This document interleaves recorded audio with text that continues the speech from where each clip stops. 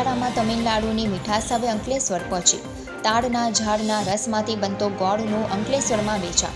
આરોગ્ય માટે ગુણકારી એવા આદુ, અરદ અને કાળા મરી મિશ્રિત મસાલાયુક્ત સુગર ફ્રી ગોળ સાથે સાદા ગોળનું કરવામાં આવી રહ્યું છે વેચાણ.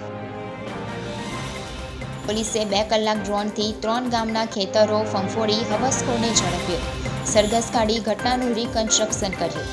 ઉંમર 35 વર્ષથી થઈ ગઈ હોવા છતાં તેના લગ્ન થયા ન હતા. તે રખડાનું જીવન જીવતો હતો.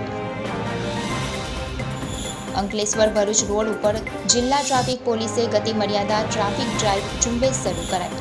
ભરૂચ અંકલેશ્વર રોડ ઉપર બોડી કેમ સ્પીડોમીટર સાથે જિલ્લા ટ્રાફિક પોલીસનું ચેકિંગ. બાઇક ચાલકો તેમજ ઓવર સ્પીડ જતા વાહન ચાલકોને દંડ ફટકાર્યો. અંકલેશ્વરમાં 1.40 કરોડના ખર્ચે નિર્માણ પામેલ સિટી સિવિક સેન્ટરનું સીએમ ભૂપેન્દ્ર પટેલના હસ્તે લોકાર્પણ. સિટી સિવિક સેન્ટરમાં સરકારની યોજના તેમજ નાગરિકોની વિવિધ સુવિધા એક જ છત નીચે મળશે.